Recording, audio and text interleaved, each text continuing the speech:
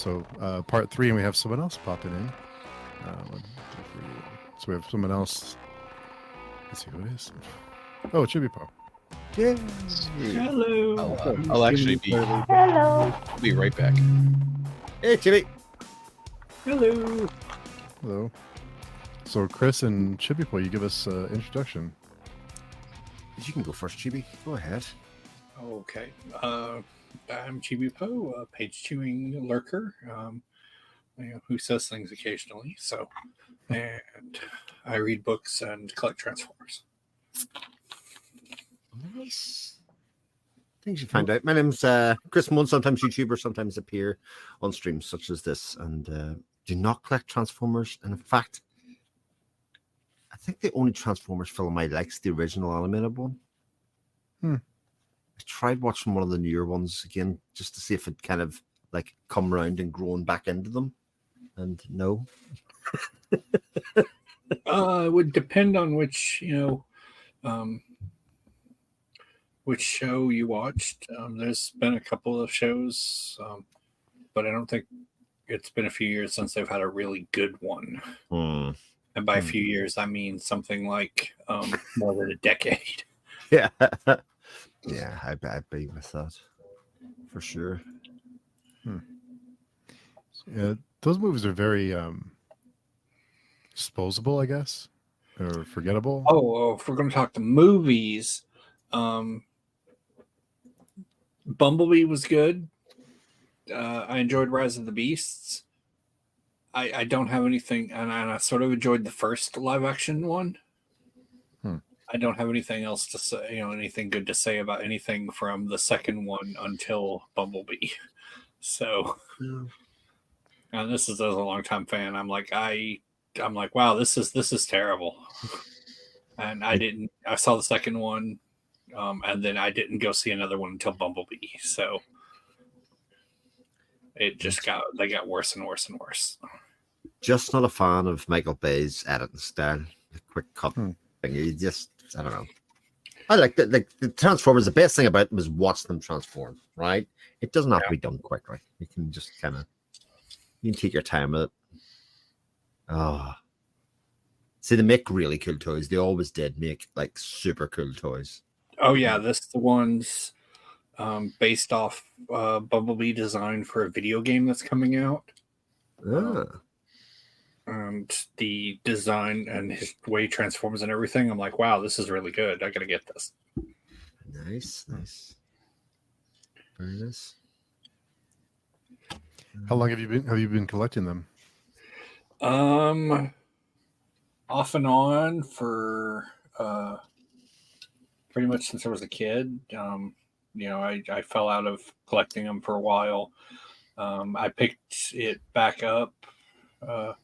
I collected it for when I had money for a few years, earlier in the 2000s, and then stopped again for a little while because I just didn't like anything that was being put out. I moved out here to Oregon and acquired a job, and suddenly I had disposable cash and picked the habit back up again in probably the worst way possible.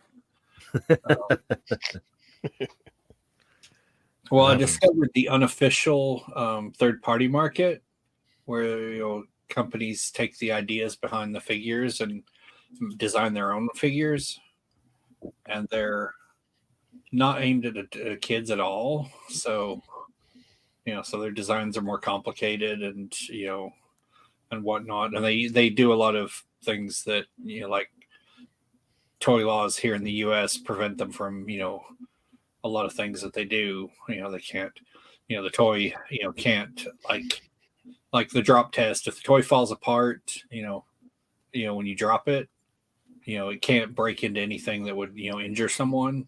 That's like one of the, rules. So that cuts them off from a lot of materials that they can use and whatnot. But yeah, Alex. very expensive and. How's it going, Alex? Not bad at all. How's everybody else? Good. Will you give us a quick introduction? Yeah, my name's Alex, and when I grow up, I want to be a writer. Yay! Glad you could make it. Well, I've kind of been here all night, really. Yeah, well, glad you could join us, I guess. You left off International Man of Mystery off your introduction there as well, Alex. Yeah, I did. I'm trying to keep that quiet. Sorry, my I'm apologies. trying to be mysterious. That's fair. It's probably the best route to take. They'll never see you coming. Yep, for sure. So ChibiPo, with your collection, do you take them out? Do you leave them in the packaging? Because I wonder if or is it more just like what's your policy on that? I have disposable cash, but I don't have that much disposable cash. If I were collecting like the official figures, and I only buy those, though I'm starting to get back into the official line. If I were buying them, I might, but generally I'm like, no, I'm not buying them as in like an investment or whatever. I'm like, no, I'm just buying these to get them out and play with. So, because they just end up being like, I'm in meetings a lot, so I'm like, they end up being something I can sit here, where no one can see it on camera, and I can just be fiddling with it and transforming it while I'm listening to people drone on. So, but no, I like taking them out of the box and, transforming them, and, too much to be one of those, and I know some people are like, I'm going to buy multiple copies of this so that I can have one in the box, one transformed, one that's not transformed, and so on and so forth. And I'm like, do you throw in a sound effect every once in a while? Yes, sometimes I even if it's a jet, I'll even take it and I'll be swooping it through the air and I'll go swoosh.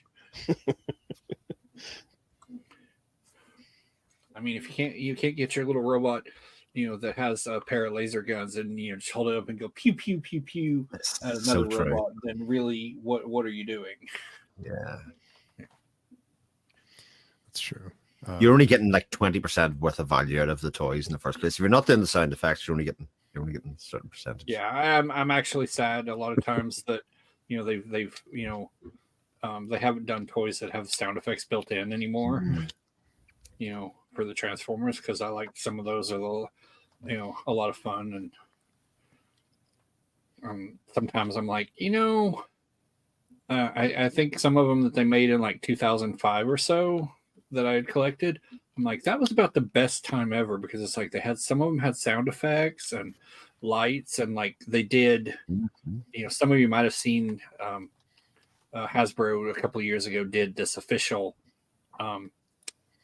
crowdsourced where they made this gigantic figure. It's like 30 inches tall.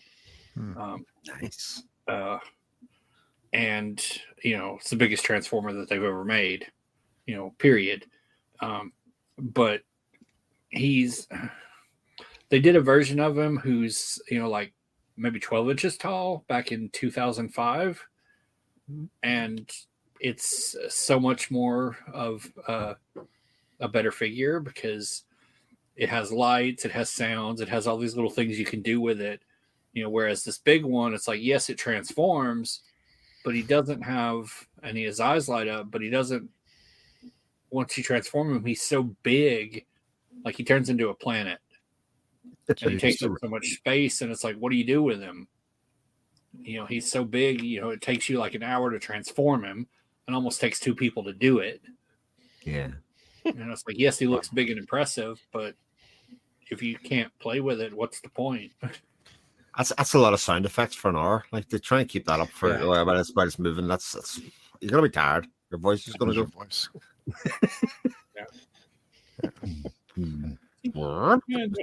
Star Screen. Nice. Yeah, that and the Bumblebee are my most recent ones that I bought. So that's what you're fiddling with all the time when we're trying to talk to you. Okay. Yeah, probably. I've got a bunch of little ones sitting here on my desk. I'm probably fiddling with one of those. So. Right on. I showed this last time. Everybody has figures. Like I have my Matthew Fox lost one. That's impressive. That's imagine having one of those. Imagine liking that show that much. That you took them all. He actually did the studs to go in an island. I threw out the island and just kept Matthew Fox, but he's got like dirt in his trousers and everything. It's brilliant. So lifelike. So, Alex, you mentioned you want to be a writer when you grew up. Tell us about what you're working on. Well, the main thing I'm working on at the moment is carpentry in the Elven Forest, which I've just gone past 52,500 words on now. Wow. So I'm about halfway there. And it's still just full of really bad puns. But more importantly, funny puns. You know. Well, yeah, hopefully. You say bad puns, but bad puns are usually good puns, depending on what way you look at them, you know. Yeah, I mean, hopefully they're funny, but they are awful. They are awful. All funny puns are bad puns. Hey, Varsha. Hey, I have Hello. the bottom lane all to myself. Oh dear. I thought Steve was going to do the whole speaking of awful. No, but he Chris. didn't do that. He didn't do that. You break my heart. I'm so sorry. I didn't say it. I said With a Steve low was blow. going to say it. No, I've blown it. Disruptor, wasn't it? Disruptor is the official title, isn't it? Mhm. Ah, yes. That's right. Speaking of awfully disruptive. Yes. So Varsha, give us an introduction. Oh, hello. My name is Varsha. I run the YouTube channel Reading by the Rainy Mountain, where I occasionally post videos and do a lot of discussions on. And I also apparently disrupt a lot of things on the page chewing forum. Yes, can confirm. In the best way. So Varsha, do you collect figurines? I do not. I do have a huge collection of Beanie Boos. I don't know if those count. Stuffed toys I collect. I don't Oh, collect nice. figurines. They love you back, though. I mean, the cuddly toys like generally love you back. Figure Yeah. Matthew Fox doesn't love me. Oh, really nice. No, he's very cool. It's the way he's standing. He's very standoffish. You know. Maybe if we get a cuddly toy version, it'll make a lot of difference. Yeah. Paramitha, we know we have to head out, but thank you for hanging out and chatting with us. It's always great to get your perspective on things. Thank See you. you, Bye bye. Pamela. Have a lovely time. Hi, Varsha. Congratulations, Steve. Bye. Bye-bye. I almost said thank you to the congratulations as if she's saying that to me. Just out of habit. Yeah.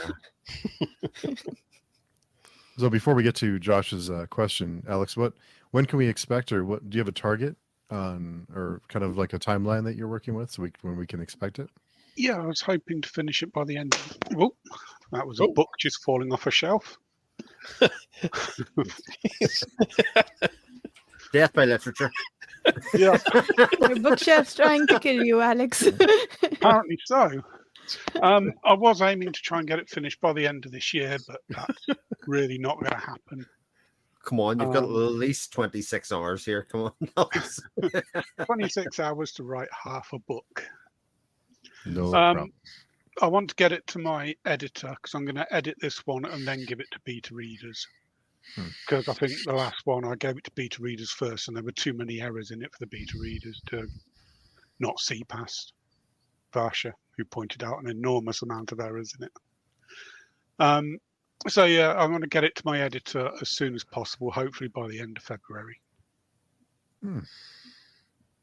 Hopefully. Were you savage, Portia? Your beta reading? Just ripping it apart page by page? I was very kind. I thought. I hope. Sorry, She Alex, if I she wasn't. wasn't savage. She just spotted an awful lot of errors that I'd made. A lot of That's the them were way. just typos. I was just pointing out a lot of typos sometimes, which happened. My the editor I'm using has also said to me it's the more correct way of doing it is to give it to your editor first and then give it to your beta readers. Yeah. So what's the pitch for the book? I'm useless at this sort of stuff. You want to Basically, kind of think about it, Here's or a you want to? practice. Yeah, you got to practice. yeah. Basically, a otherworldly being who helped create the world has decided that he's bored, and the way to get over boredom is to release all of the inspiration into the world. And that way he won't be bored anymore, because everybody will be creating new wonderful things and everything will be great. His counterpart, realizing that this is a bad idea because the world will be destroyed by too much inspiration, is trying to stop him. He is using a carpenter called Jeff, who will go into the elven forest to get wood from the crow tree to make a box, and inside that box will be all the inspiration that Jeff has used to get to the elven forest in the first place, which will then be amplified by the magical wood from the crow tree. And when his fiance, who the box is for, opens the box, all of that inspiration will be released into the world. Nice, that's cool. So a that's nice kind of the Pandora's box. So say, sounds familiar. So when Yeah, I you're mean- on Graham Norton, Alex, right, and they're asking you about the pitch, right, and then they go, "Have you got a box that you base this on?" And you're gonna have to produce a box and say, "This was the box." It's sitting on my fridge over there, and it's got my Nespresso coffee capsules in it. See, practical and stylish. The source Yep. of inspiration. That's true. I like that. Yeah, caffeine. Yeah. So, I mean, the tagline is going to be something along the lines of it starts with inspiration and it ends with love, or something like that, nice. because love is going to have a big impact in stopping everything from going wrong. Which is kind of the cozy fantasy element to it. The rest of it's just pure punnage. Alex, you're not the only one who's feeling like Varsha was a little, because I beta read it too, and remember he taught us like, well, Varsha found a lot of errors. I'm like, I was like, I was just having a good time. Like I did, I met a couple, but it wasn't anything serious. But I was like, yeah, so Varsha, great job beta reading. I guess transferred skills from doing code reviews. Yeah. Probably, yeah. But Josh's question: anybody watched Godzilla -1? Probably the best movie put out in a while. I have. Nothing but great things, but not yet. Yeah. I had to see Aquaman. Oh And, God. That was a train wreck. It was horrible. Had to see. Well, my nephew asked me to go, so I was just like, okay. By your comment, it's like a mysterious van drove up to your house. Like a bunch of people got out, kidnapped you, tied you up, threw you in the back of the van. But where are we tied your eyelids going? open, made you watch the movie, and then like dropped you off on a sidewalk somewhere, like dazed and confused. So yeah, it's a little different. You know? Yeah, a little different. Yeah. I couldn't believe how bad it was. I thought it was just I was just like, it can't be that bad, right? I'll go see it. And it was. One, you figure. I mean, it'd be decent, but It was bad. It was really bad. The first Aquaman film is the worst film I own. Hands down. It's not even. No, it's not. By Aquaman 2. This is again part of that challenge. The chase to find a film worse than Aquaman. Jared stepping up and saying, I got you. I got you. I just every time somebody spoke a word of dialogue in that film, I was hitting myself with a metaphorical hammer on the head. wow, It was bad. Yeah, Jason Momoa is not exactly known for his snappy repartee. You might be known for other things. But this actually is a genuine problem. I think going to the cinema with people, trying to find the people who will want to watch the same types of films that you want to watch in the cinema that you'll find good can be quite challenging. I've never seen Godzilla -1, but when ChibiPo was talking about the 30-inch Transformer, my mind immediately put 30 inches into the Godzilla theme tune from the cartoons and thought, how ridiculous is that? Here he comes 30 inches tall. Kind of makes Godzilla seem completely harmless all of a sudden. It's all relative. It's a fight I'd still lose. I think it's strange to make something like Godzilla seem interesting still after all this time. I think it's kind of an accomplishment. I think to captivate an audience with something like Godzilla with, you know, it's been around for so long. I think it's hard to, you know, keep it interesting after all this time. It's like a giant monster. How do you make something interesting and new with that? Well, for -1, as I understand it, it's more going back to like the original. So, you know, you've had Godzilla versus Kong and all of that, you know, where, you know, Godzilla's the hero, and for this one, he's very much not. It's like, I think it's even set like a year or two post World War II. So, right, you know, it's Japan that's not, you know, in a good spot, and then, oh look, Godzilla comes, you know, around to make it even worse.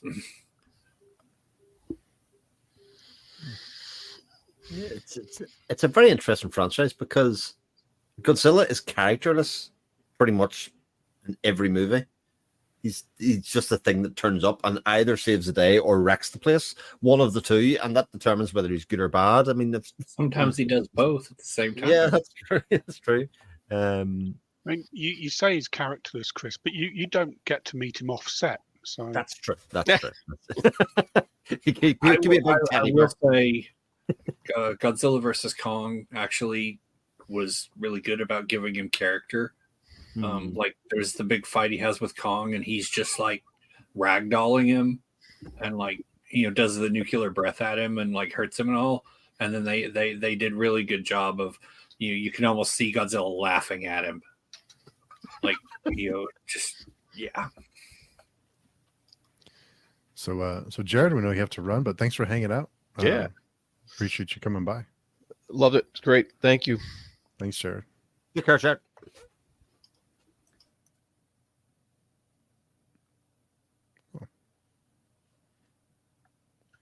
So how are you holding up, Steve?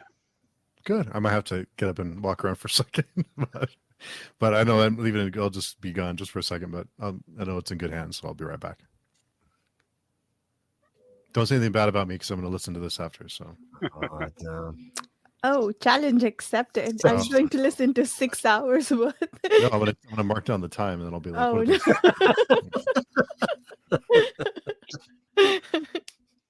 oh dear. I feel like we should have a live chapter read or something. Well, like cat's away. Yeah. Mice at play. Mm-hmm. Yeah. Well, What's somebody reading? Or not reading, as the case may be. I started The Count of Monte Cristo. I am surprised how fast it is going. I'm only 30 pages in, but it reads fast. I feel like for classics, I don't expect to get through them quickly or read them like I would. I think the fastest books for me are usually contemporary fiction or romance. This one read on a similar level, not as fast as romance does, but as fast as most contemporary fiction does, which was interesting. I wasn't expecting that. So it's like the scale goes from Dan Brown to Johnny in terms of speed. Yeah. Yes. Oh, I have to slow so much down when I read Johnny's books. They are very rewarding for that, but I have to plan for the time. 100 pages. And I'm a very slow reader to start with.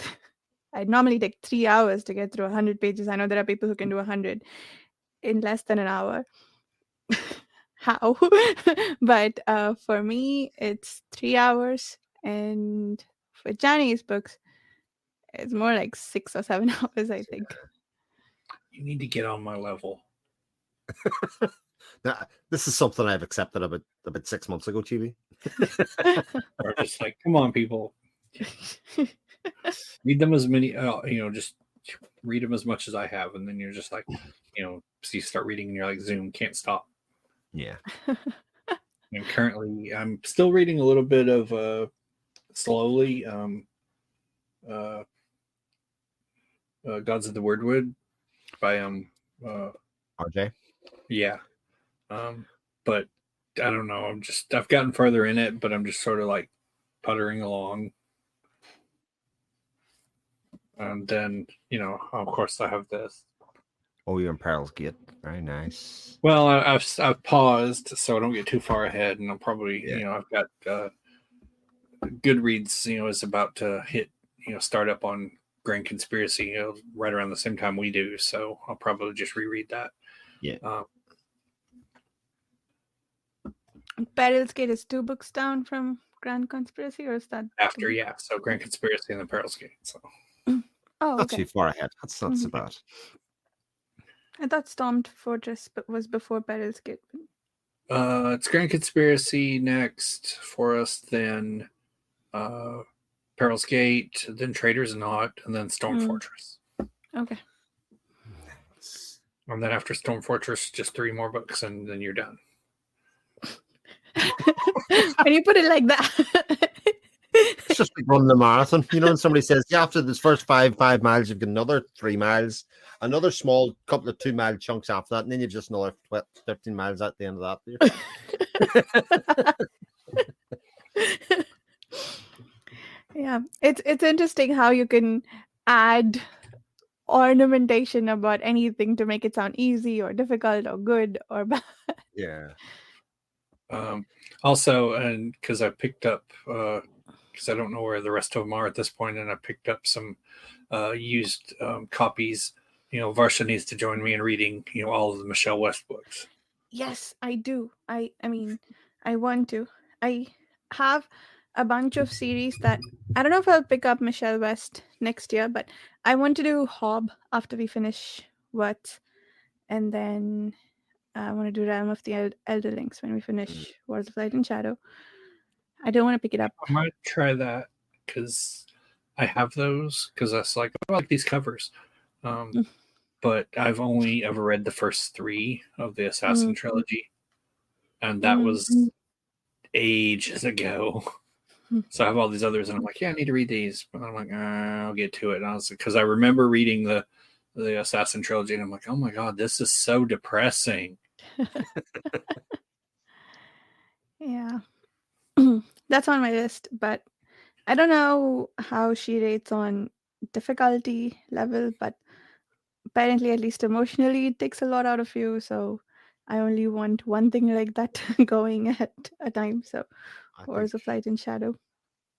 I don't know about difficulty. I've come to realize that mine is messed up because I was reading,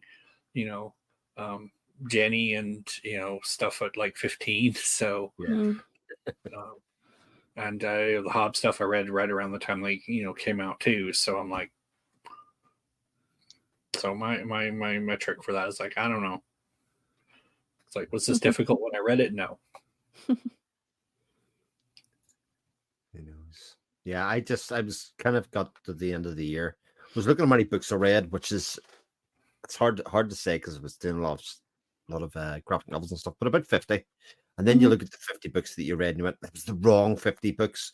I should have read this set of books instead, or that kind of never an ending quest of you think, God, 50 books, I'll have made way through loads of series and I've made great progress in a lot of things, and you look at it and go, but it didn't.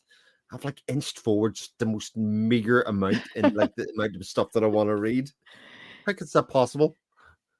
Yeah. Yeah, and I'm also thinking about clearing off some of my shelves because like I've had stuff on here that I'm like, I wonder, that I was like wanted to get on my reading list, and then I'm like, and then it's just sat there, and I'm like, I have no interest. I'm like, why do I have this here?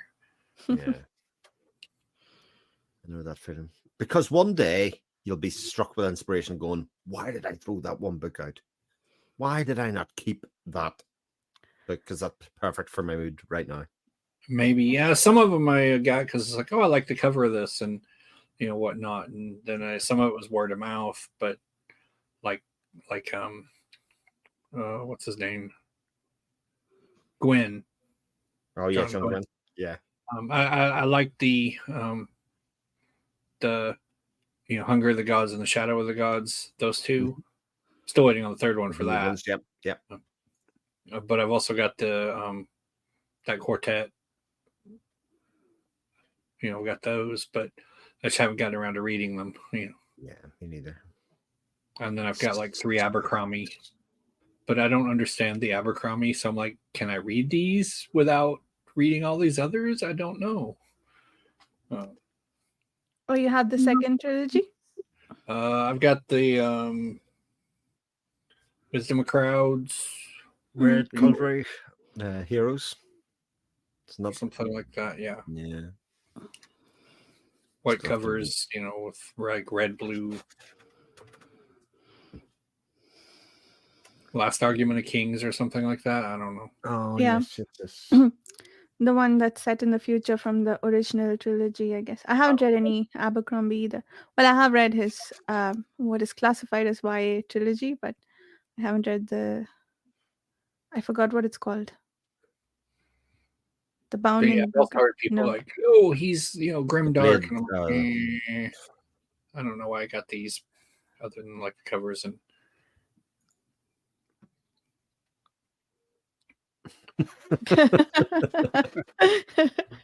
I mean, I know what you mean, Josh.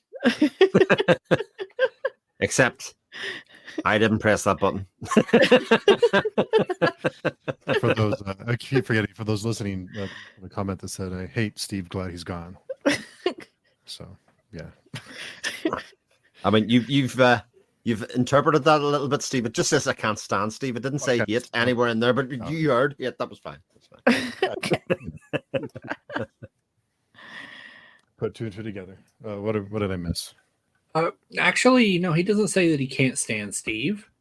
Oh, I can't He says stand. that I can't stand. Oh, come. Punctuation is important.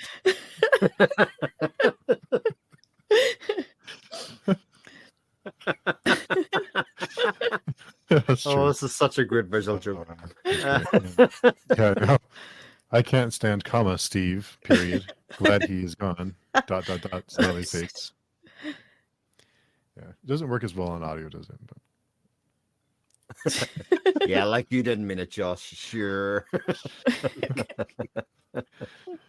What was that magazine cover that someone was on the cover of, and it was like someone cooks dogs, or what was it? It was like Marie Claire. It was somebody like some cook. I'll find it. Mm-hmm. But it was a punctuation error where it was like it should have been a period, but it was a comma. And it was like so and so eats, and then it was like I don't know, I forget. It was fun. I'll find it. Oh yeah. I think it's on the forum somewhere, actually. I already covered my reading earlier in the conversation, Mm. and I'm not going to go through that embarrassment again.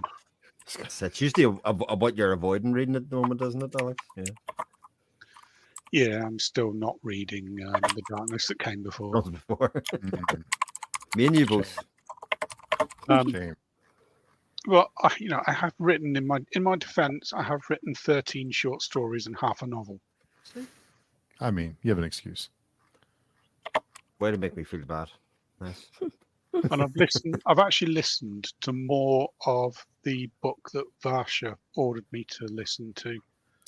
Oh, nice. I am yet to finish the restaurant at the end of the universe. But when I do, that's the audiobook I'm picking up next. For it's called Murder Your Employers. Yeah. Yes. It's narrated by Simon Vance, and the sample I listened to was hilarious. How are you liking it so far, Alex? It's actually quite good. I wasn't sure because it didn't feel like it was my usual type of setting, but I'm enjoying it so far. I think I'm on about chapter 2 or 3 of that. Oh, nice. I've got to, yeah. Simon Vance does comedy really, really well, as does Stephen Fry. He's done a few PG Woodhouse, who also I'm a fan of. I have listened to the PG Woodhouse collection read by Stephen Fry. Oh yeah, I listened to Summer Lightning. I'm working my way through that collection. I don't know if Vance has a whole collection or he's just done several disjointed Woodhouse books, but the ones I did listen to, he's done them brilliantly. I think for comedy you need good timing and stuff. The new Discworld audiobooks are great too. Yes. Yeah. I'm enjoying I've forgotten his name now, the one that's doing the Guards books. Guards. I don't remember those. He's an impressionist. He used to be in a program called Dead Ringers in the UK. And I can't remember his name at all. But he's very good. Nice.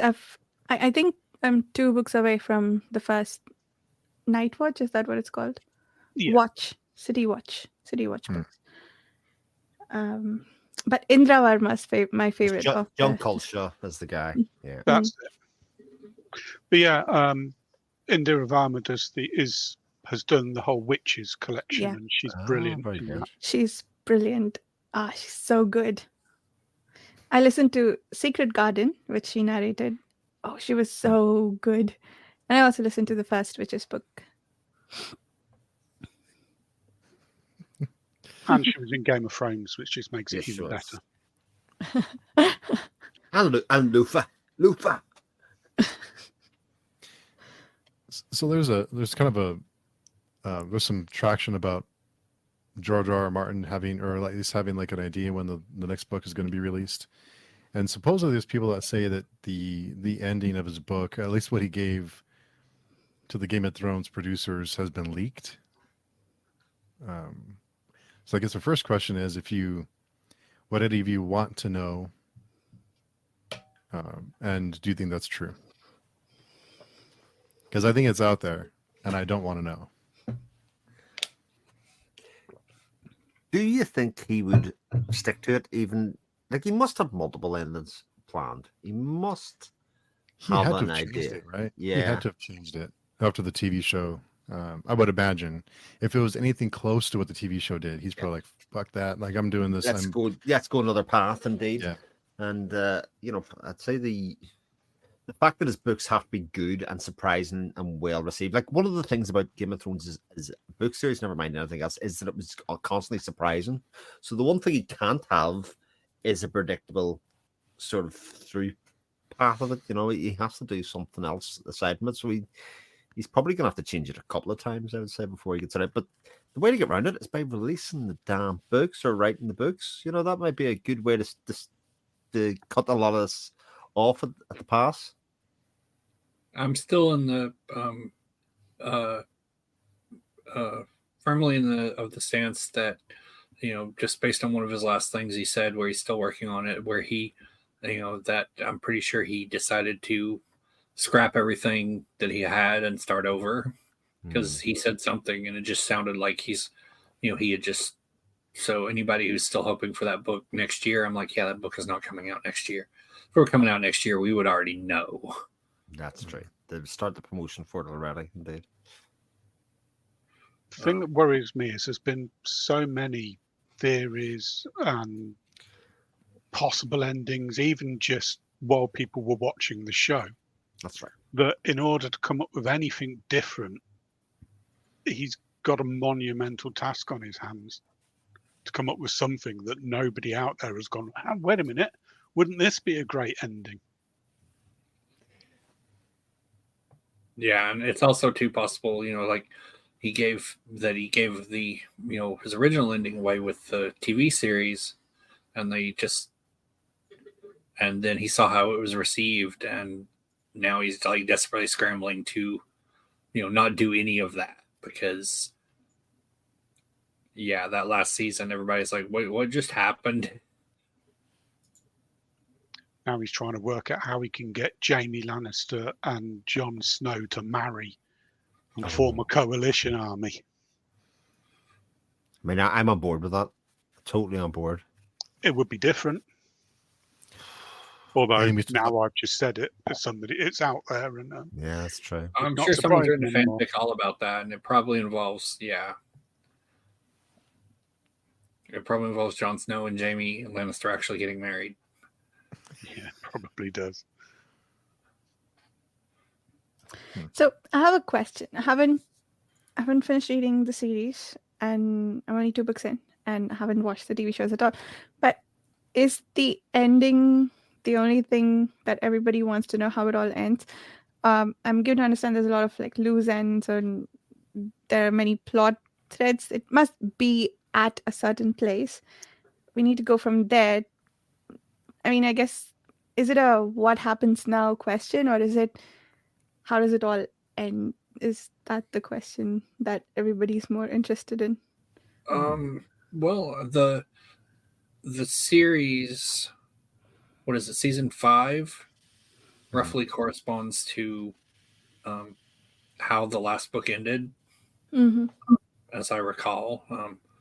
And that's the last, or whichever was the last book that went out. But there's certain things that don't happen in the series that, are in the books that, are in this, post season 5. But anything after season 5 is not in the books because it's all, they're just working over whatever outline he gave them. And so it's, wanting to see what everything that happens after that. But yeah, for one of the characters, the last moment of her in season 5 is pretty much the exact same way it ends, for her in the book, the last book. But then they introduced this other plot thread, which I'm not going to tell you what it is since you're not there. But I think a lot of people were not happy about that plot thread, Mm-hmm. and they don't introduce that in the TV show at all. So I guess maybe a combination of both. They want to see what happens past the book, plus how it all ends. I don't know. I was not a fan of the last book, so. I guess if, let me ask the question a different way. If all you ever got wasn't the books but just how it ends, would that be sufficient to make everybody happy who's waiting on the story? Or would you want to know how you got there from wherever you left off at the end of book 5 or season 5 or wherever? I'd want to know how they got there, but that's just me. But if I were still reading them, I don't know about anybody else. Part of my problem with it, I read the first one not long after it came out. And then I've waited 20 years. It must be almost 20 years. It feels like it. To get to this point, I haven't even read the last 2-part book that came out because he split book 5 into 2.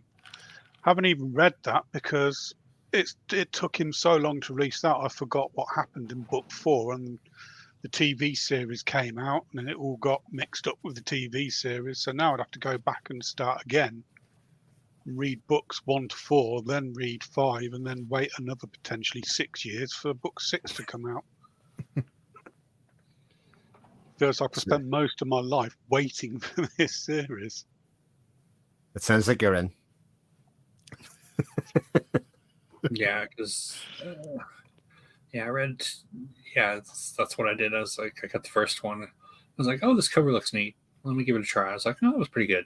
And then I tried the other 2, and then the 4th, and then the 5th. But at the 5th, I was like, yep, no, I'm done. Just between how it ended and the increasingly longer time between books, and I was just like, nope, I'm not interested. So then I followed the TV series for a while, which as it got further on, it became more of, it's like, hey, this is cool to see how this all plays out, but it was also like, yeah, the showrunners are just completely off the rails. it's fun to watch because it was a crazy spectacle. But sometimes you're like, really? Did they just do that? My favorite part is some of the cast, and I don't want to ruin anybody on the show, but there's the video clip where they're doing the rehearsal reading for just sitting around the table for the final episode, and you watch some of the cast like Emilia Clarke and whatnot just physically cringing at what they're doing because of how the episode and what the writers and the showrunners decided to do with it, and they're just like, she just at one point sits there with this cringy look, looks over at someone else on the stage or on the table, and then just sort of slumps down in her chair trying to hide because some of them looking pissed off. They're just like, why did they do this? But it's really fascinating though, because it's like the show was so popular, and then the last season just like completely destroyed any of its influence or whatnot, and it's just like no one talks about it. They're like, we don't want to talk about that anymore. Yeah, We'll talk about the new show, but yeah, the last season was, I don't know what they were doing there, but it was bad. Sorry, I'm rambling. But House of the Dragons coming back, series 2. Excited? Yeah. Yeah, excited. I haven't seen the first one. I was waiting till I finish reading the books, so I haven't seen the show either. I'll get there in a few years. I kind of wish I didn't watch the show because I tried to read the books and I just couldn't get into them because they're so close to the books that it's like you're just rewatching. I might as well just rewatch the TV show. I only got to book 3, I think, but it was pretty damn close. I was impressed with how close a lot of the events were to the show. Yeah, it's season 5 is when after season 5 where it splits. Well, that bit's hard. We were talking earlier on. I've started reading the Arrival story from Ted Chiang, and it's so hard to read that and not see Amy Adams, Jeremy Renner, and all that kind of. It's hard not to see that setup. And actually, I think the book, there's a lot of things that are slightly different about it, but I can't unsee it. Like it's one of those things. You just can't replace it.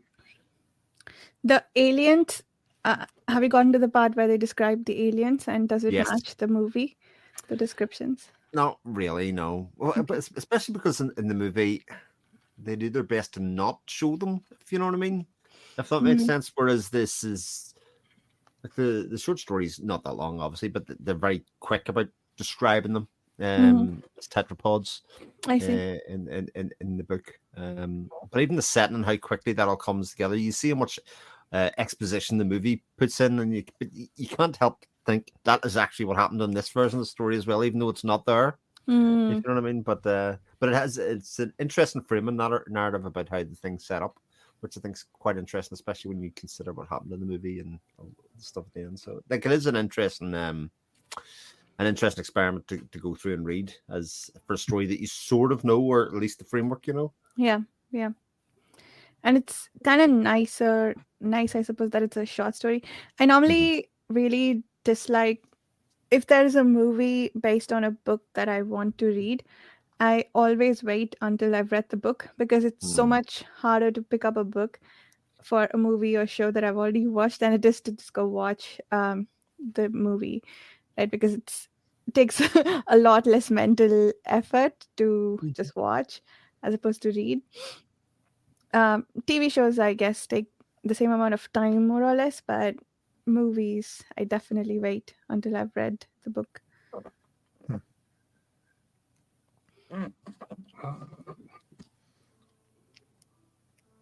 think a similar sort of thing would be true with trying to read Foundation now, because they changed an awful lot of the framing device of the TV show versus the book, that I think it would be almost impossible to read the book now, having seen how they split up and made it filmable.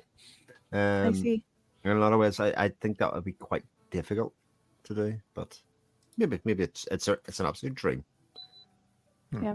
if there's enough of a gap, perhaps. Yeah. Yeah. I do want to watch the show, but I don't remember the book. That might be good. Hmm. I need to get. Oh, sorry. Go ahead. No, go ahead, ChibiPo. Sorry. I was gonna say I just on subject of things to read. I need to get back to reading these. Oh yeah, how are you liking the what's it yes. called? The Devabad trilogy. But, I really enjoyed the first one. I have Kingdom of Copper and Empire of Gold and the novella, I think it was, that she did. Plus the adventures of Amina al-Sarafi, which takes place somewhere in this universe. Mm-hmm. I really need to get around to starting Kingdom of Copper, though. So I'm like, I keep meaning to do that. And they're ones I'm like, I've heard really good things about them. So I'm like, I need to read the rest of this. Oh, I didn't finish talking about Michelle Sagara when I said, Michelle West, when I said I want to read Hob afterwards. But yeah, I like that her work is broken up into multiple smaller series, which I suppose you could say for Hob as well. But yeah, mid next year, I'd like to pick up her books. 2026 reading plans, Varsha. This is the way it goes. Yeah, it's kind of sad. I'm like, I make a list of books that I shortlist for the next year. I do that towards the end of, or I have been doing that the last couple of years, and then I list 50 series. Like I tend to read 50 books a year. So unless I start all of these and then completely lose track of everything, I'm not getting through this. I have to shortlist and shortlist, and then it becomes a depressing list of 3 series or something that I get to read. But you also pick series that are not like traditional fantasy series, which are like 3 books long. Yeah, you tend to pick series that are 13, 15, 17, whatever, things that aren't finished yet. Yeah. I think I can afford to have 1 or at most 2 of those going at a time. Like I think the next one also that I'm considering is Shadows of the Apt. Is that what that's called? Oh yes, yeah. That's also 10 books long, but I loved Guns of the Dawn, and I think I might be a fan of Tchaikovsky's work in general, so I do want to read that series. I did my first Tchaikovsky was the memory ones, Children of Memory and Children of Time or whatever. Which I haven't read the third one, but I really liked. I think I liked the second one better than the first, but I did feel like for those that they were kind of samey, a little bit. And I started Shadows of the Apt. I read the first one, which I really liked, but the second one over here to start on at some point. And I'm definitely going to keep through on that one. At some point, I need to read the last 2 of Malazan. The Erickson. Finished it. I read all the way through Told the Hounds, yes, and then because that was everything that my friend had, and Dust of Dreams and Crippled God. When the Crippled God was out, when he loaned them to me, but I've got a Humble bundle, so I got all the ebooks, but of them now. And though actually, I'm kind of like some of the Esselmont stuff that he's got actually seems to interest me more. Because I still was like with Malazan, I was like, what is going on? Half the time, because it was just all over. It felt like it was all over the place to me. So nice. My 77-year-old mum has just finished the first Malazan book in less time than it's taken me to read chapter 1 of The Darkness That Comes Before. So, being shown up by my mum as well. You can still catch up to us, Alex. We're not that far ahead. Really on book 2. I've been reading it for 6 months, Steve. It could be a New Year thing. But we're taking a pretty relaxed pace, though. So. What you need is Varsha to be like disappointed in you. It's a very great motivator for me. The feeling that I might let Varsha down is the bit that keeps me reading, and I have a very pretty good clip. A lot of those things. Oh no! I mean, I genuinely mean that in a positive way. Like it's Okay. in a more serious view, like having the conversations to talk about the books is a good way to kind of keep myself kind of always in the back of my head going, oh, I should knock out another 50 pages or something in this, even when I'm not reading. Yeah. Yeah. That definitely helps. So I am what I guess booktube terms mood reader, but having a discussion to look forward to, I can read anything apparently. So that's nice. So yeah, I see what you mean. Part of Especially my this series Hmm? helps out. Go ahead. I'm sorry. so part of my lack of reading comes from the fact that it's winter, and I don't go fishing in winter because it's too bloody cold, and I'm too old to go fishing in the cold now. And that's 8 hours on a Sunday where I can sit there with an audio book. Doesn't most of the time catching fish is irrelevant. It's just going. Yeah. It's just a quiet time. Do you fish? Whenever you say that you're fishing, Alex, and your weekend plans in that thread we have on the forum, I always picture you in a boat in the middle of a lake somewhere. Is that picture accurate, No, or are you on the shore? I'm on the bank Okay. on a nice comfy chair which reclines. Yeah. You're sort of making it sound like in the summer we have this such glorious weather in Britain that, it's such a difference from winter. We have enough days, and when it rains, it's usually warm at least, so I can put up my enormous umbrella and just camp out under that.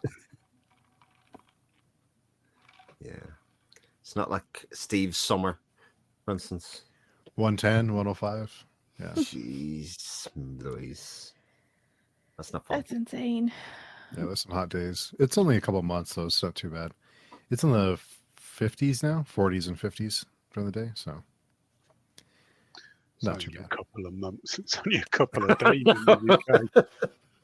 We had sunshine for 3 days in a row this year. It was amazing, but it's such a party.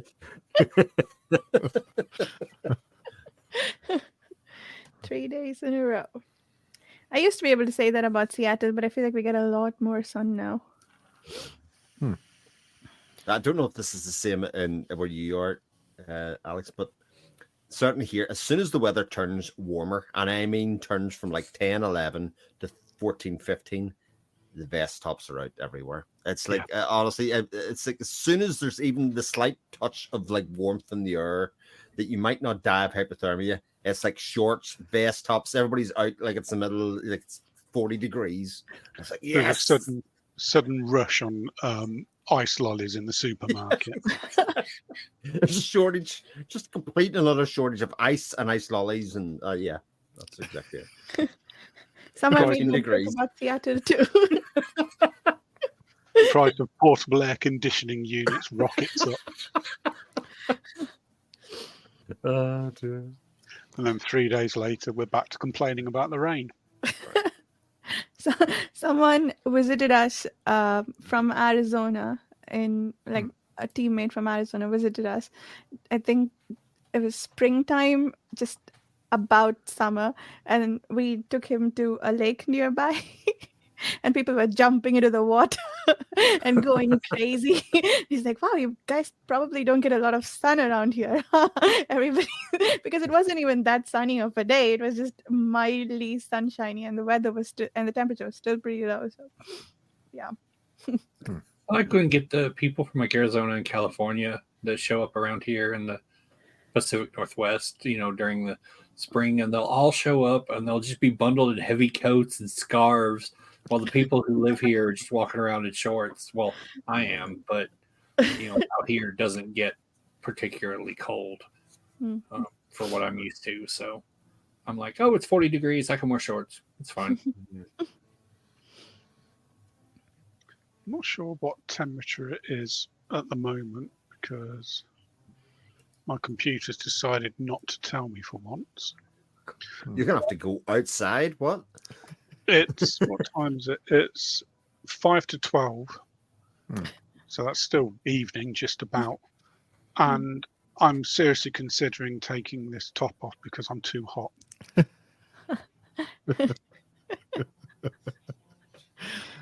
We need some music, some techno music to play.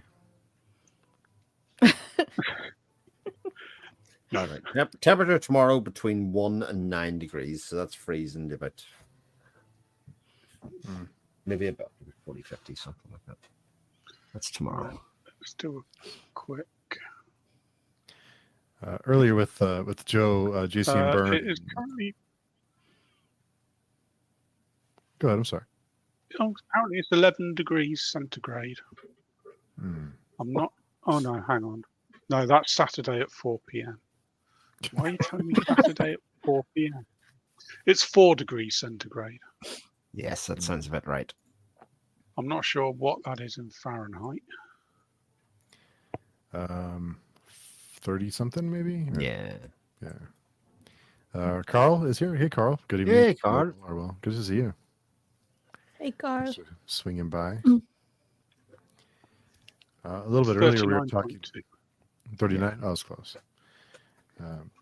Earlier, we were talking about the with JC and Byrne and Paramita and Susanna. We were talking about the separation of reviewers and authors. If there should be, or kind of just like, and also kind of, because previously in history, the Paramita was of the opinion that the artist speaks to the review, to the person absorbing the art through the art, and that's their way of communicating. And once the piece of art, whatever they create, is out of the world, that's no longer belongs to them. So they shouldn't reply or respond to a reviewer who has a negative or positive review. Should be no interaction. So what are everyone's thoughts on reviewing and the author's role, if any, to reviews? Steve opening up Pandora's box. It was a fun topic. I wanted to hear what's Yeah, I happen to have many strong opinions on the subject. Oh, I can go first if that's okay. What was I saying? Yeah, I think I feel like saying that artists shouldn't respond to reviewers leads to dangerous territory where you can say whatever the heck you want and you expect that they won't respond. I feel like at the very least you shouldn't look negatively upon an artist responding to misinterpretations of their work, misreadings or misinterpretations of their work. You should be allowed to respond to that. And but there is the other dangerous territory where if an artist has a huge following, they can set reviewers, they can set their audience loose upon the reviewers intentionally or unintentionally, and that can lead to a lot of issues. But I've also seen the reverse happen, where a reviewer with a bigger audience than the author did a lot of damage to a community. So I think I don't think it's either or. It's dependent on the situation. I think setting rules about the interactions makes it dangerous in a lot of ways for many people. That's all. Bite my tongue time. I haven't even been drinking. This is terrible. Okay. So what way to go this from? Okay. Let's look at this way.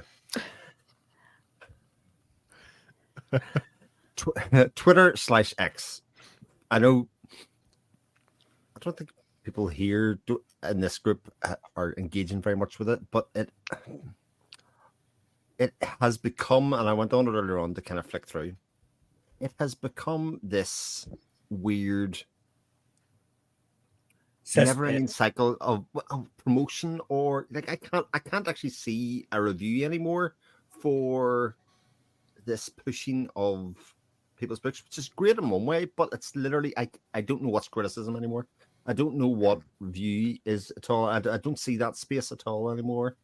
Even things that started off with reviews become something else, and like that idea that like the scene, quite a funny. I can't remember who it was, but it was somebody was doing a skit on the internet, or whatever, or somebody on the internet being asked for their opinion and on something, and he says, "Oh, but what does everybody else think?" And he was like, "Oh, no, you're the first person. You're the first person to hear about this one. What your original opinion says? I couldn't possibly. Not until at least 20 other people have sounded off on this thing can I actually give my opinion of something." And the idea of reviews or whatever are not done in a vacuum either way. They ideally should be separate spaces from anything else, but the two worlds are too closely linked now in terms of promotion, review, criticism of the review, and then right reply, which is all well and good, but it just muddies the fact that there are no reviews anymore. I just don't see any of them. They just become either promotional pieces or threads of conversation or something. And I don't know. Like I said before, I kind of don't read any of them anymore because, like, what are they?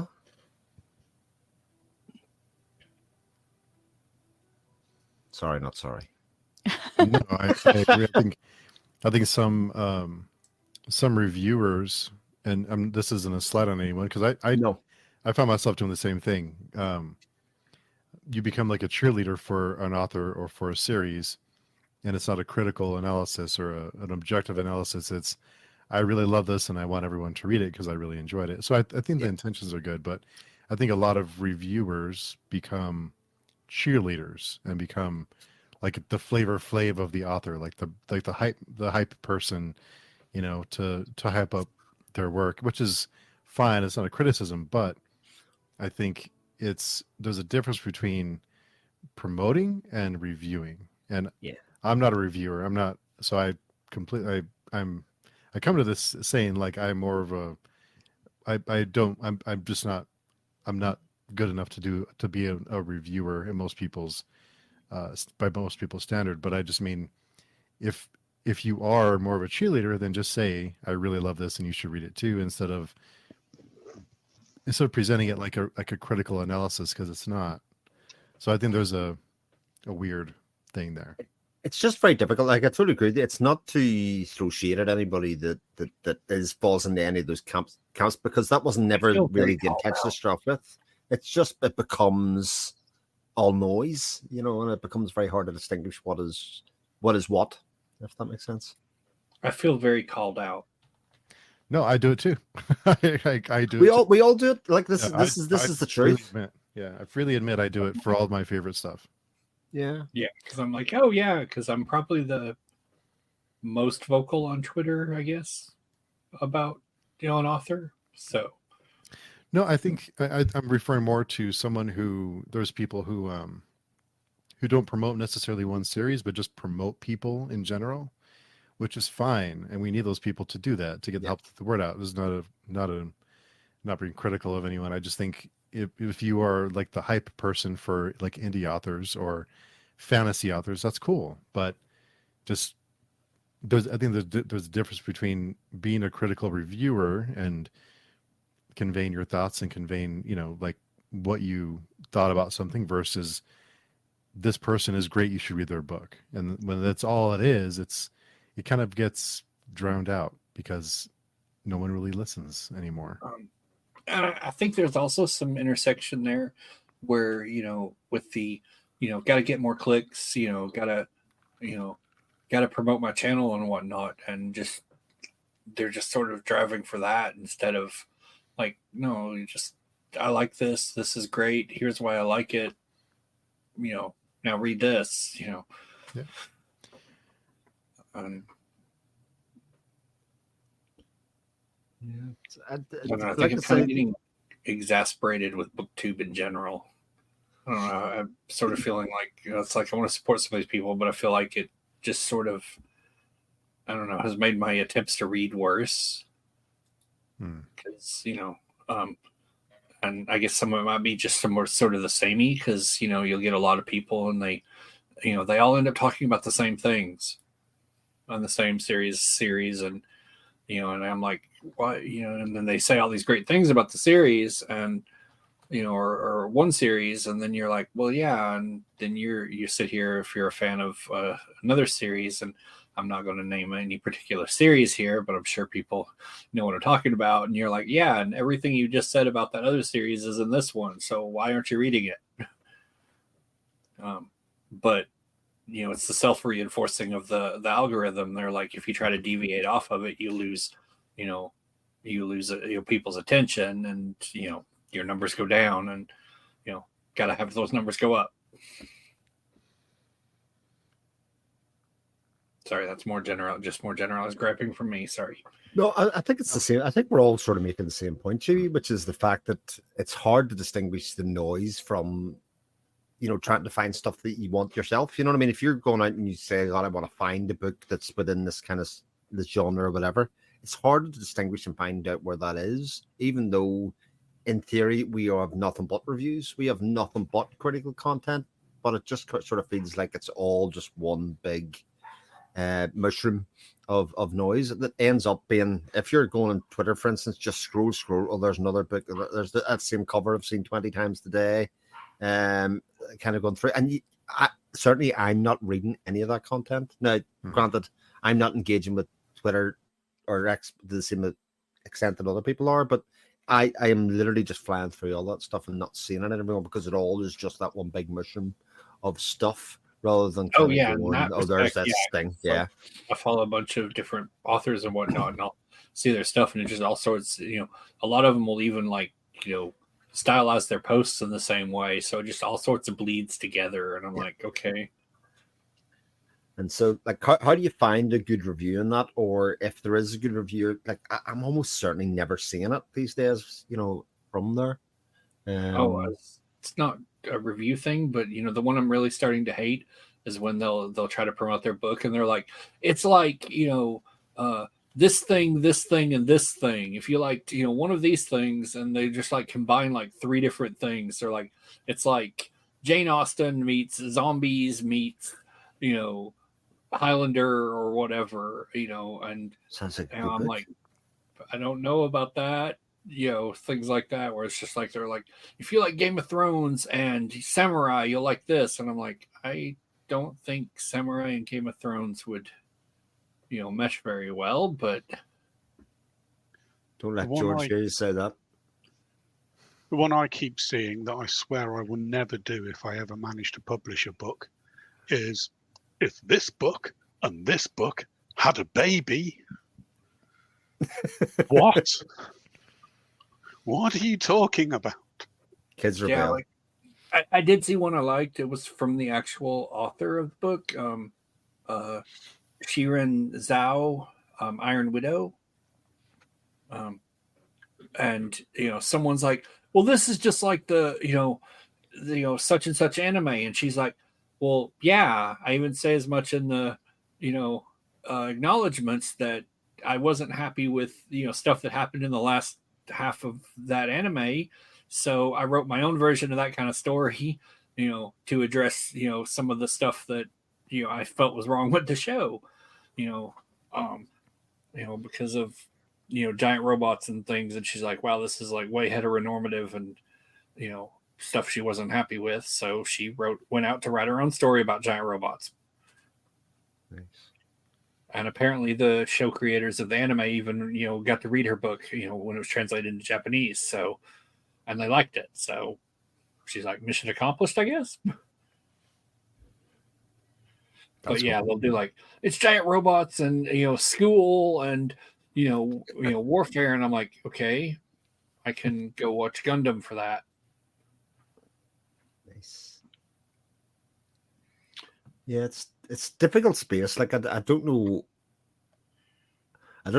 what fixes it or otherwise. I just think that the social media tools that we have just preclude that the content comes out like this, whether that's YouTube, whether it's Twitter, whether it's Facebook, or whatever it is. It just comes out in this stream of what is essentially copy paste content in some ways. Well, it might be different books or otherwise, but actually the words are the same. The kind of groupings that you're saying, this is the new Game of Thrones, for instance, like basically every book that was released for about the past 10 years has had that in the cover in some ways, in some traditional published form. Like it's all the same thing. Or the one I really hate is the book covers that have the now major Netflix series. Oh my god. Can't buy that book. That version of the book can't be picked up. But yeah, they're all again the same vehicle, the same machine, the same stuff. Yeah, I think part of it is too from a like for creators. Like I think they're incentivized to either be extremely negative or extremely positive. That's what gets, because if you come out with a 3-star review or a lukewarm review of a popular book, no one's really going to care, right? I mean, some people will, but if you have a negative review, like you trash it or you come out and you gush about it, you're going to have more of a response from something like that. So I think creators also consider that too. And I'm not saying that's right or wrong, it's just what it is. So it's this weird thing that's happening. My work, we do.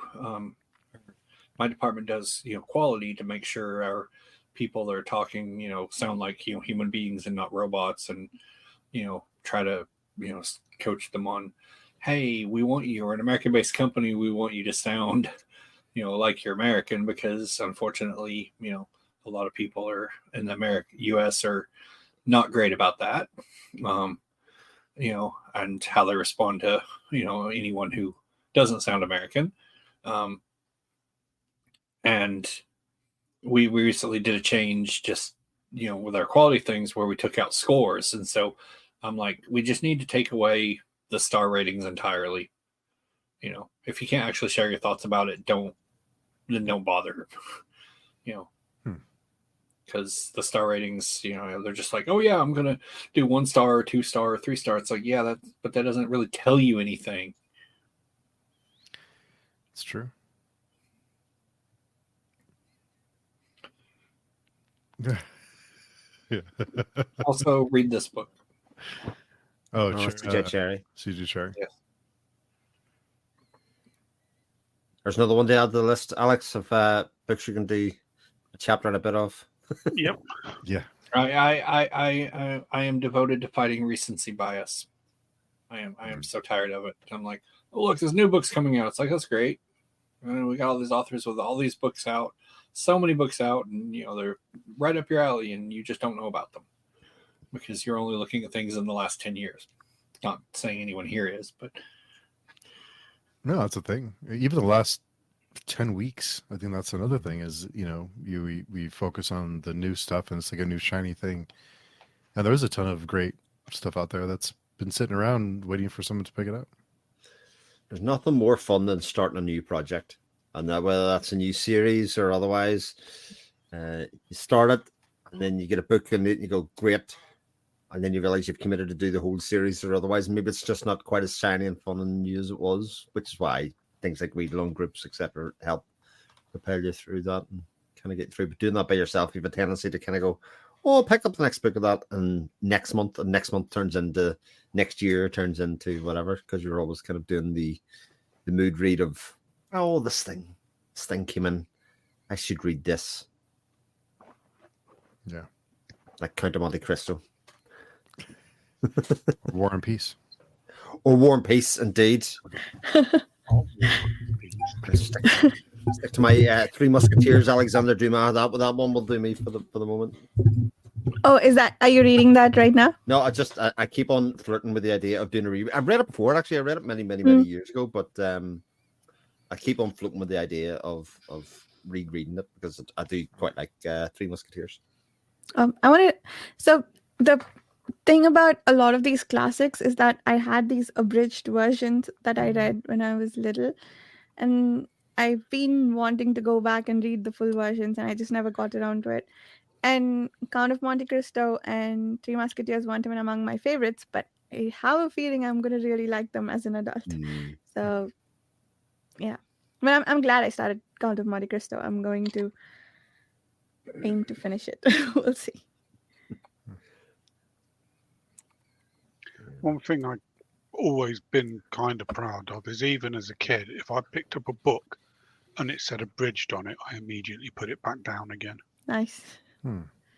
I kind of wish I'd done that, but I don't think we had.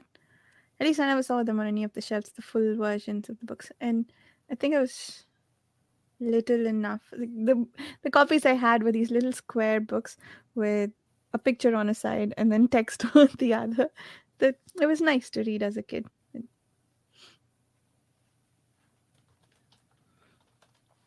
Okay, I have to head out.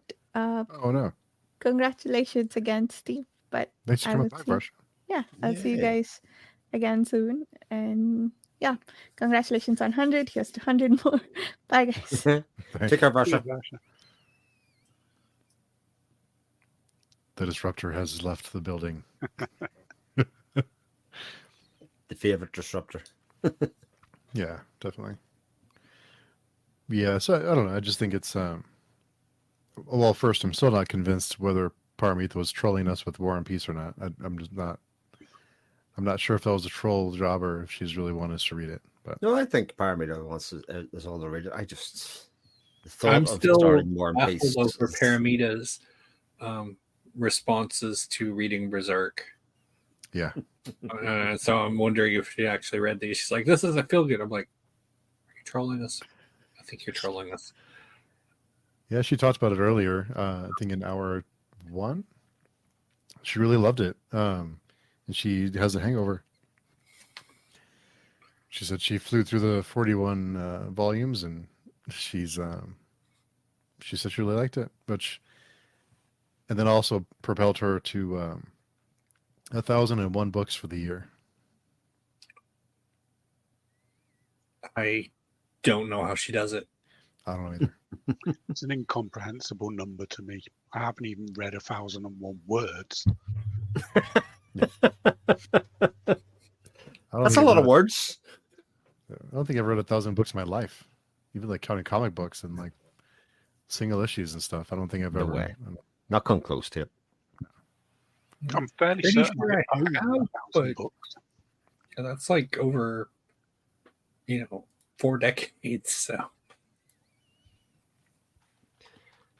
I just slightly jealous. That's it.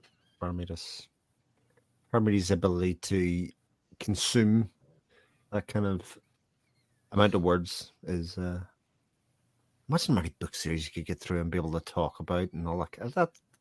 That sounds kind of cool. I think I've read maybe 40 or 50 books the whole year, and I have trouble remembering all of them. Can you imagine reading 1,000 books in 365 days? What can you? For me, I don't know. But I wouldn't remember what happened in 99% of them. I was looking back at the 50 or so books that I did read this year and went, why those 50 books? yeah, I hit something like I think my official count on Goodreads was like 35, but I know it was more than that. Yeah. But no, I think you're onto something there. Is like because some of the books she read were things I'd read as two, and I but she tried to talk about it, and I felt like it's like, okay, I think you're reading it, but I don't know how well you're absorbing it. Kind of, and I don't want to disparage, but I was like, just kind of, it's like, okay, you read it, but did you internalize any of it, or is it gone after 5 minutes? I don't know. So, Well, yeah, reading that many in a year is like, nope. Well, I think it's kind of like I looked at like Alex spending, how much time it takes to write a book and how much effort goes into it and how much thought is put into it and all the work and blood and sweat and tears and years of thinking it out. And so in a way, I kind of feel bad when I'm rushing through something because like somebody put a lot of time into this. I should take my time and really try to like soak it in and like bathe in it and not just try to rush through it because someone spent a lot of time making this and I want to kind of take it in. I mean, the first book I wrote, The Healer, which is the one you've read, Steve, that took me, it's just over 100,000 words. It took me in total 3 years to write, self-edit, rewrite a bit, self-edit a bit more. And I thought after 3 years, what I'd come up with was, this amazing final article. I thought, my God, this is brilliant. I'll send it to a developmental editor just to make sure that the story tracks. She's not going to find much. So I sent it off to a developmental editor with £1,000 of my money. And she came back and said, yeah, the story hangs together quite well. Here's a 30-page document full of things you need to change. Oh wow. Jeepers. Well, she said, you should change, in my opinion. It's your book. I can't make you change them, but you paid me the money, so here's what I think you should do. This is what you paid me for. That's before Varsha's got all our typos on it. Yeah. Jeez. To be So, fair, yeah. like it I just checked. I've done 266 movies this year, which is an absurd amount of movies. So everybody can have their own little rabbit hole to go down. Like if I had taken the time that I watched the 266 movies and just read books with them, that's a lot more books probably as well. If I added up all the time I've spent on PS5 and laptop gaming over the last year, I probably could have read quite a few books. That's what it comes down to. Gaming stuff. I'm like, I play one, came up in one of our Friday conversations, the other week. I play a heavily story-based MMO, so, and the amount of time I spend on the story parts for it, I'm in between those, but I'll have another chunk coming up in January probably. But easily the whole story for it is like 300 hours of playtime. And that's only if you like did it constantly. And I'm like, and so it's a really good story, but it's also a lot of time investment. Plus you're doing other stuff, and I'm like, I'm not going to do the story right now. But yeah, that PS5, Switch, random games of Tetris that I open up in my browser when I'm bored at work. Or time spent playing with Transformers because I'm like tinkering with them. But I don't know. I think this year I'm going to try to read more books, and I'm just going to like pick things up off my shelf and not try to like make a list or something. I'm just going to pick up and read whatever I want.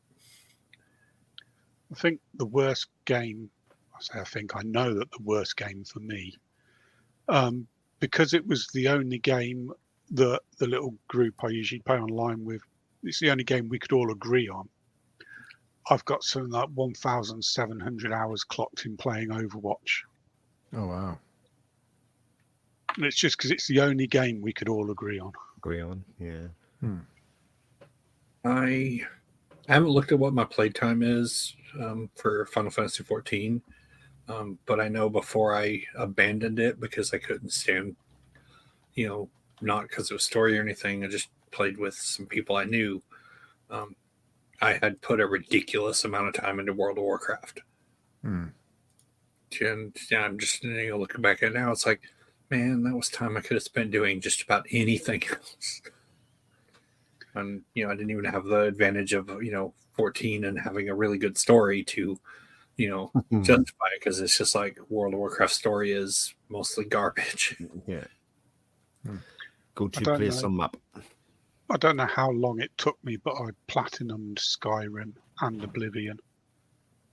So I basically played them until I've got every achievement. Wow. Good games though. Very good They're games. brilliant games. I actually downloaded Oblivion on my laptop because I haven't got a console to play it on anymore.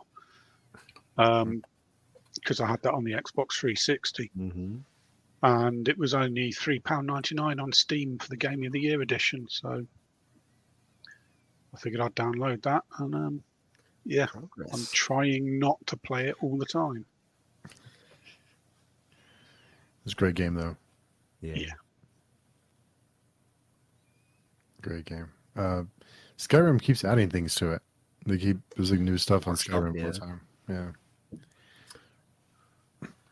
Shop, nice. Yeah, well, I'll probably go back to playing a couple of hours of Dota this weekend as usual. Maybe I'll hit 6,000 something hours this year. Jeez, It's 12 years though. that's not too bad, I guess. Yeah, that's the average it out. Like 2012, I started playing it. It's still the bulk of majority of time that I spend. And a bit like you were saying there, Alex, about Overwatch, it's become a social thing. It's a social thing of getting on and spending time with people rather than necessarily about the game itself, even though the game is fun. I worry much more about playing games that I objectively, critically going, this is poor. Why am I playing this game still? Like I was playing a bit of Ghostwire Tokyo earlier on. It handles like an absolute, the combat's terrible.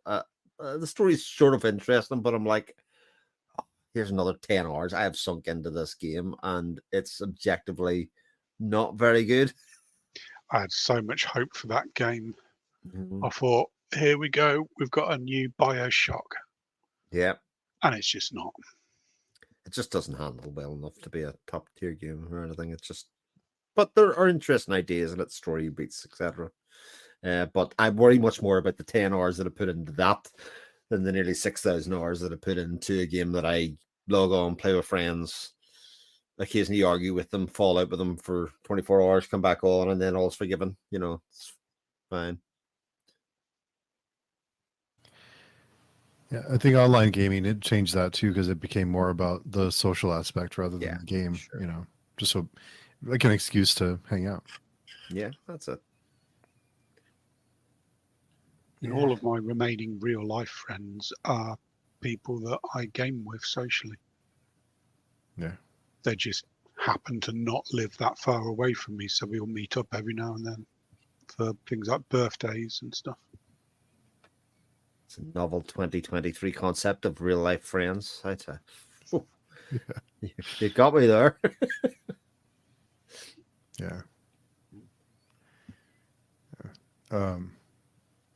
Also earlier, now that I was thinking about the reviewer and author separation relationship is also Joe had mentioned that if, for instance, if you know you don't enjoy YA, for you to knowingly pick up a YA book and then write a negative 1-star review because the book is YA, is that something you should do as a reader?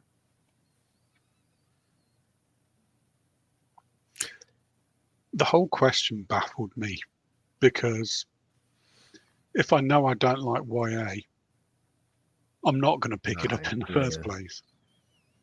I'm just not going to do it. Maybe it's something that a reviewer would do because they would go, well, I'll give it another go because I didn't like that one, but I might like this one.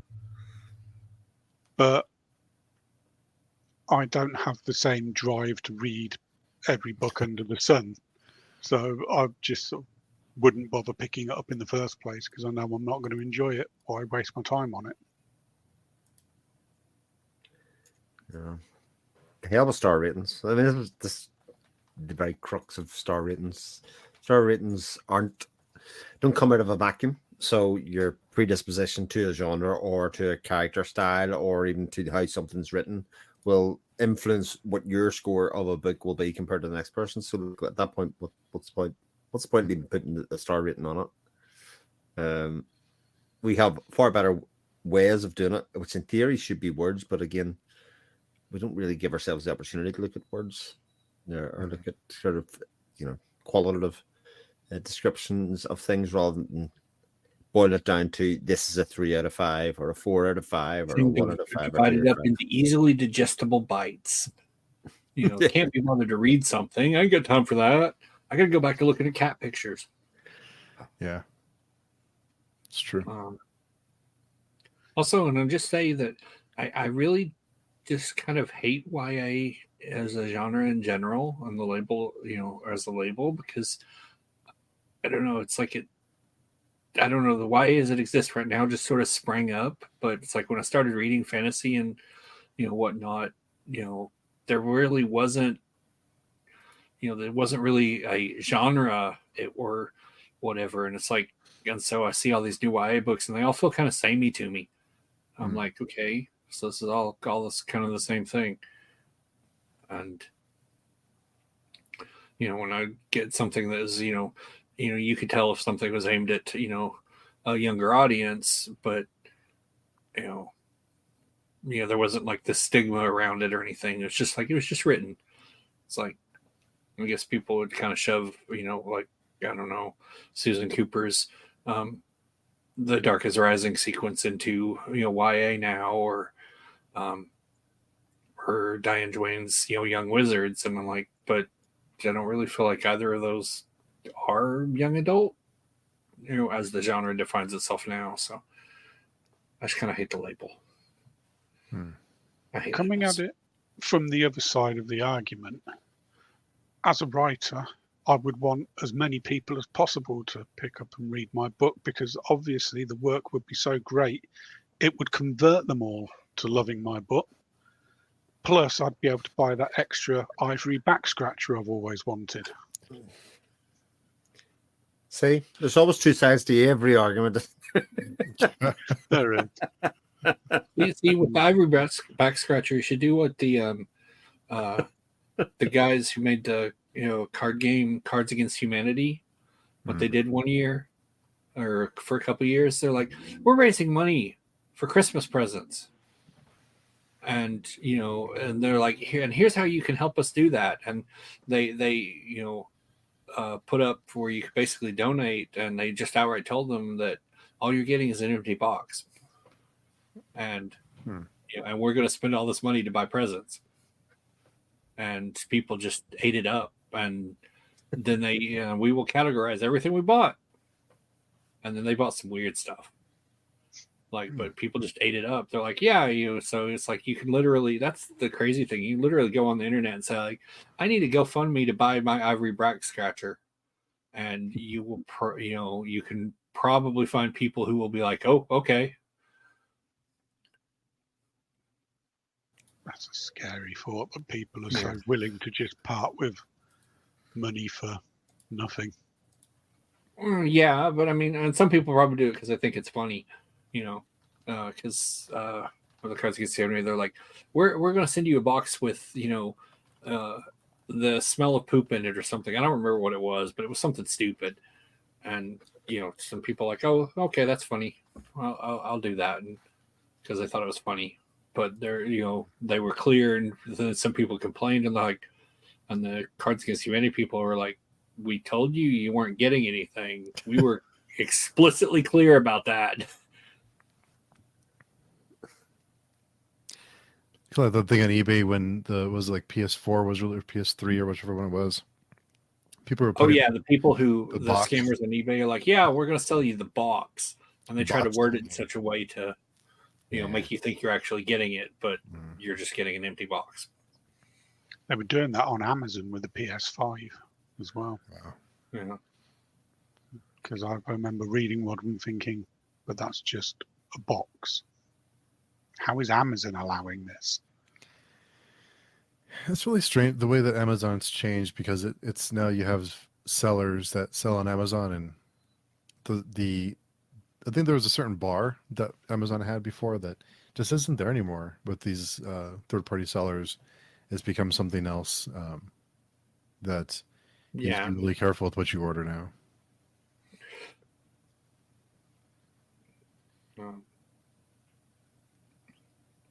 But like I could see an instance, if you're selling a box of something, like it's just an empty box, and if you're just upfront about it, because there are people who will want to be like, well, I'm I want to I have an original PlayStation, but I don't have the box anymore, and they'll go onto eBay looking for the box, and you could be like, sell your original PS2 box, like my friend getting stuff out of storage. I have a original slim PS2 complete with this box and everything, and so I was like, I could just like put that up on eBay. I'd probably just put the box up, and someone would snatch it up because they want to have a box for their PS2.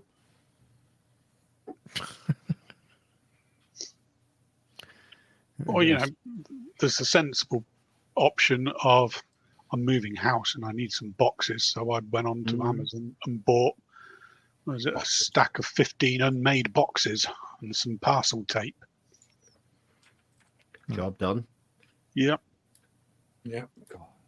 I still needed every box I could scrounge up because, as I mentioned earlier, I have definitely got over 1,000 books. Wow. But And not if I read ever- them. Not read all of them, no. If I ever unpack them, I will have a library. Oh, yeah. But, we've only been here 3 years almost. So, you wouldn't expect us to unpack the spare room yet. But again, once they become the famous author, and Time Magazine are doing the tour of the house, you'll have to have all of the books out then, to be taken care of. Yeah, obviously, I'll have to show that I'm educated in literature. Yeah, get yourself the entire loft space and put bookshelves and just line the walls with it. Yep. Be really fancy and get one of those rolling ladders. Oh, that would be brilliant. That's the dream. That is the dream. You just Gotcha. swing Then along. you reenact from Beauty and the Beast. We just get on the ladder and just roll. Yeah. I like how Beauty and Beast is the height of literary over the top, capitalism. Imagine being Well, just like I Beauty mean, and the Beast. look at the library he had that he just here, you can have my whole library. And he had a huge library. I'm like, I want that library. Oh, dear me. Yeah. Well, guys, I think we're hitting on 5.5 hours. You're hitting 5.5 hours. Alex is hitting 5.5 hours as well, actually. Alex too. Yeah, Alex has been hanging out the whole time. I've just been here an hour and a half. That's it. No, that came before that. Came in just before 3. So Easy.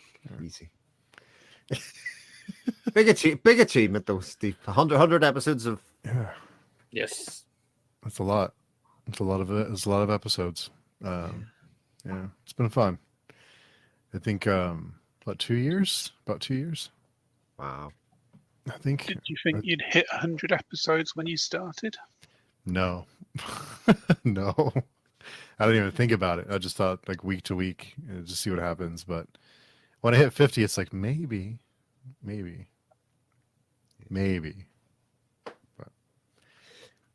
it's the dumb ideas when you hit a milestone. You're like, I've got to do something big.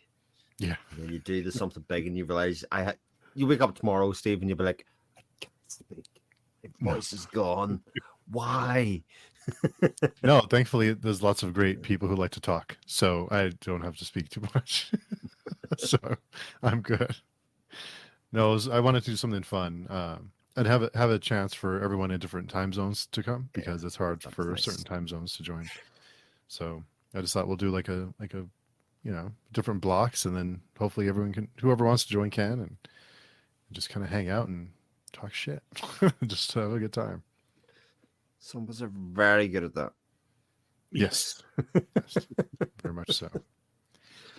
So I guess to finish off, so we're heading up, at the time of this recording, we're almost into 2024. Something that I think about every year is, I hear new year, new me. On one hand, I really like to believe that's the case. Like you really want to feel like you have a fresh start, and you really go into the new year, it hits midnight and you think, well, it's a new year, it's a fresh start, and then the same problems you had the day before are still around. So I want to ask all of you, what are your thoughts on the new year? Do you think of it as a fresh start, or is it just another day?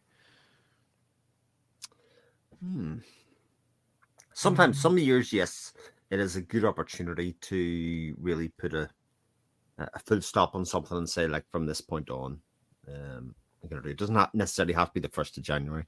It can be just that general Christmas period where everybody kind of does extravagance or enjoys the remnants of whatever it is they're going to do, and then moves in the idea, right, from now on we're going to do this. And it could be, monetarily, it can be health-wise, it can be lots of different things. So I have used it a couple of times in the past for that, but by and large, in general, I'm just happy enough to have survived another year on the planet. Sometimes, but also right after the this is kind of sad and depressing, but after the first couple of months of the year, for me personally, historically have not had the best things happen. So and my birthday comes up in February, and I've always had, unfortunately, I've had some pretty bad things happen around my birthday historically. So I'm just like, I just try to get past the holiday. Yeah. I just like, move my first of the year to some other part of the year. It's like my year starts in March or something. I don't know. For me, it's something similar. It's not the 1st of January that makes me think, right, now I need to do something or achieve this. It's a couple of weeks in when I hit my birthday and think, crap, I'm another year older and I still haven't actually done anything yet. Oh, that's not true. I think you've accomplished more than most people do. Just the work you've done. Right. Yeah, you should be proud of yourself. You've done a lot.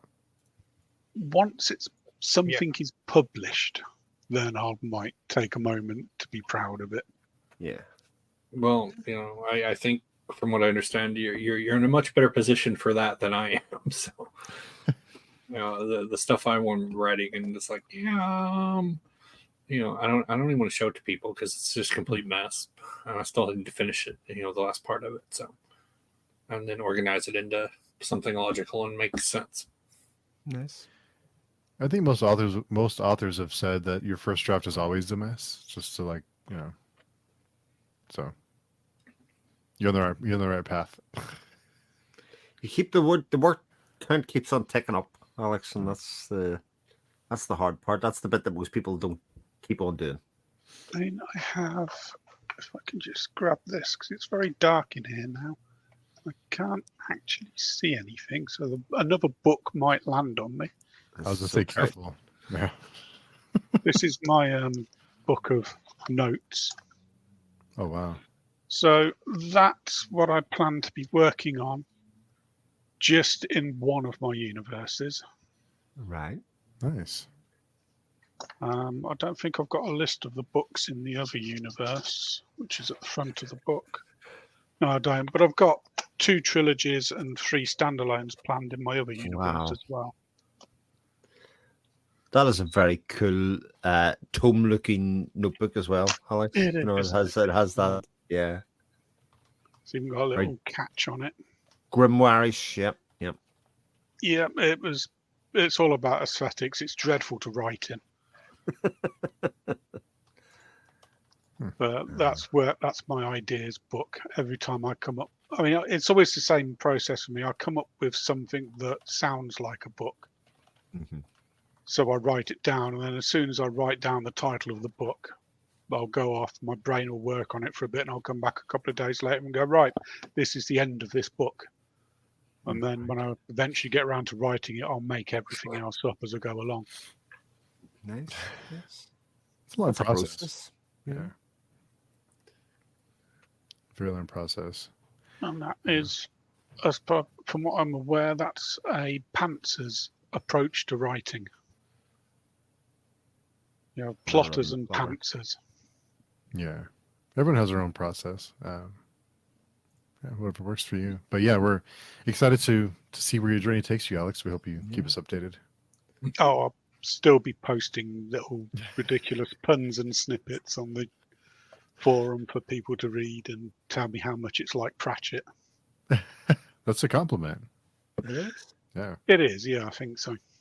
Very much. If people can recognize it as being very Pratchett-esque, then you're obviously doing something right about it.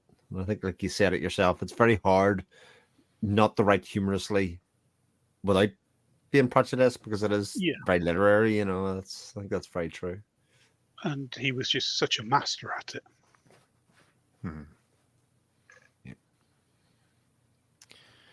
I want to thank all of you for hanging out. It's been a long journey, but we've made it to 100. But I hope we'll do it again soon, and I think we'll be trying to wrap up 2023 soon. So if anybody can make it, but cool. So in the meantime, Chris, where can people find you?